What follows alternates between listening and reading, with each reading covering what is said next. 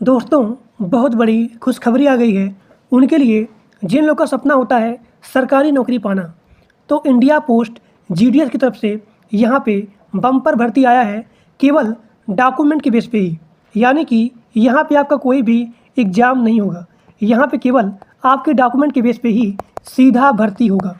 तो आप सभी लोग ध्यान से वीडियो को पूरा देखिए विदाउट एनी स्किप, क्योंकि इंडिया पोस्ट जीडीएस में कोई भी एग्ज़ाम नहीं होता है और ना ही यहाँ पे कोई भी इंटरव्यू होता है। तो इंडिया पोस्ट जीडीएस को अप्लाई करने के लिए आपका मिनिमम एज 18 साल होना चाहिए और यहाँ पे एज में भी छूट है। यानी कि एससी एसटी के लिए 5 साल का छूट है और ओबीसी के लिए 3 साल का छूट है। और आप सभी लोग ध्यान से वीडियो को पूरा देखिए, क्योंकि इसका सिलेक्शन प्रोसेस डॉक्यूमेंट के बेस पे ही होगा। आप सभी लोग यहाँ पे देख सकते हैं कि इस संस्था का नाम है इंडिया पोस्ट, यानी कि डाक विभाग। इसी की तरफ से यहाँ पे जीडीएस की भर्ती निकाली गई है। यहाँ पे मल्टीपल पोस्ट हैं, जैसे कि आपका हो गया ग्रामीण डाक सेवक, यानी कि जीडीएस का, बीपीएम का और यहाँ पे एबीपीएम का। तो जीडीएस का मतलब हो गया ग्रामीण डाक सेवक और बीपीएम का मतलब हो गया ब्रांच पोस्ट मास्टर और एबीपीएम का मतलब हो गया असिस्टेंट ब्रांच पोस्ट मास्टर। यहाँ पे 32,500 पोस्ट की हायरिंग हो गई है और इसका अप्लाई मोड ऑनलाइन होगा, यानी कि सभी लोग इसके फॉर्म को ऑनलाइन आवेदन कर सकते हैं। And this the all India service, चाहे आप मेल हो या फिर फीमेल हो, सभी लोग इसके फॉर्म को अप्लाई कर सकते हैं। सैलरी के बारे में बात करें तो इसका मिनिमम सैलरी है 10,000। इसका मिनिमम सैलरी है 10,000, यानी कि 10,000 से लेकर के 29,380 रुपया है। मिनिमम एज 18 साल है और यहाँ पे मैक्सिमम एज है 40 साल।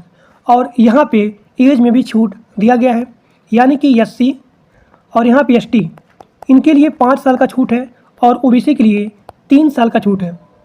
फीस के बारे में बात करें तो जनरल ओबीसी के लिए 100 रुपया है और एससी एसटी पीडब्ल्यूडी, यहाँ पे कोई भी पैसा नहीं लिया जाएगा इस जॉब को आवेदन करने के लिए या फिर अप्लाई करने के लिए। पेमेंट मोड आपका है ऑनलाइन, यानी कि आप क्रेडिट कार्ड से, डेबिट कार्ड से, नेट बैंकिंग से या फिर किसी भी पेमेंट टूल की सहायता से आप इसके फीस को पेमेंट कर सकते हो। सिलेक्शन प्रोसेस के बारे में बात करें तो आपके यहाँ पे कोई भी एग्ज़ाम नहीं होगा, यानी कि no exam and no interview. आपके मेरिट के बेस पे ही आपका यहाँ पे सिलेक्शन होगा। मिनिमम क्वालिफिकेशन 10 पास होना चाहिए किसी भी संस्था या फिर इंस्टीट्यूट के द्वारा, मिनिमम 10th पास आउट। और यहाँ पे केवल मेरिट के बिहाफ पे ही आपका सिलेक्शन प्रोसेस होगा।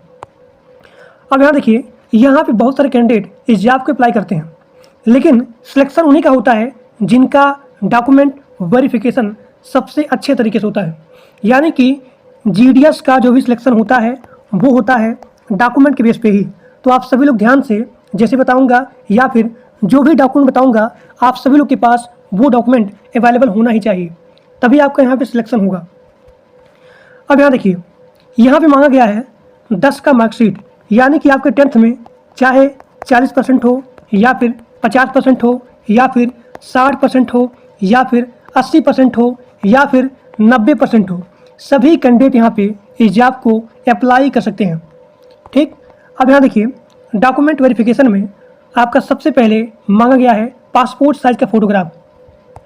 पासपोर्ट साइज़ का फ़ोटोग्राफ मिनिमम 4 फोटो और यहाँ पे मैक्सिमम 20 फोटो होना चाहिए, यानी कि अप्लाई से लेकर के ज्वाइनिंग तक सेम फ़ोटो होना चाहिए। उसके बाद यहाँ पे मांगा गया है आपका सिग्नेचर। आपका जो भी सिग्नेचर है वो यहाँ पे मांगा गया है।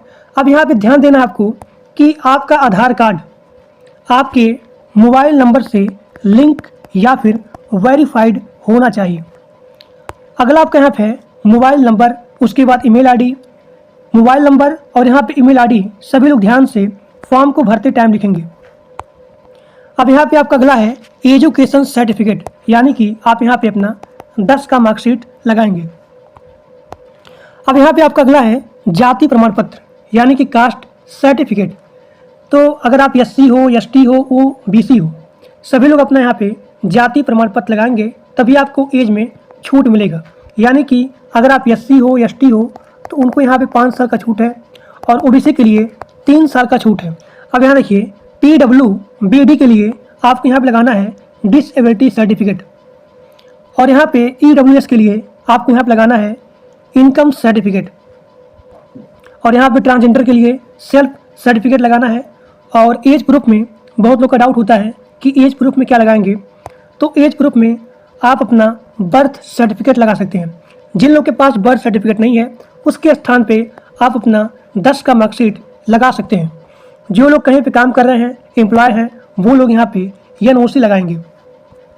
तो ये आपका हो गया डॉक्यूमेंट वेरिफिकेशन। अगर आप लोग के पास ये डॉक्यूमेंट रहेगा तभी आप इसकी फॉर्म को अप्लाई कर सकते हैं। GDS में डॉक्यूमेंट वेरिफिकेशन बहुत हाई होता है और यहाँ पे मेरिट के बिहाफ पे ही आपका सिलेक्शन होता है। इसके फॉर्म को आप कैसे अप्लाई करेंगे, यहाँ पे सारा चीज़ लिखा गया है। देखिए, अब यहाँ देखिए, इसका फॉर्म जो है, इसकी वैकेंसी कब आएगी, तो अगस्त में इसकी वैकेंसी आ जाएगी। इसका लास्ट डेट अप्लाई रहेगा सितंबर में।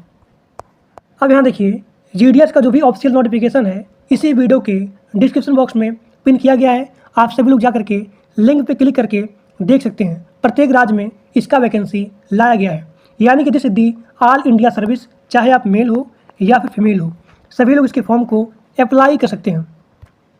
देखिए, यहाँ पे आप सभी लोग देख सकते हैं।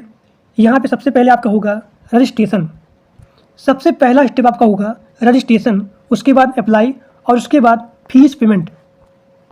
और this is the all India service. Andhra Pradesh, Assam, Bihar, Chhattisgarh, Delhi, Gujarat, Haryana, Himachal Pradesh, Jammu Kashmir, Jharkhand, Karnataka, Kerala, Madhya Pradesh, Maharashtra, north east, Orissa, Punjab, Rajasthan, Tamil Nadu, Telangana, Uttar Pradesh, Uttarakhand, west Bengal, इन सभी जगह जो है GDS की वैकेंसी आएगी। इसका वैकेंसी जो है अगस्त में आ जाएगा। आप सभी लोग मेरे ग्रुप में, व्हाट्सएप ग्रुप में और टेलीग्राम ग्रुप में ज्वाइन रहिएगा।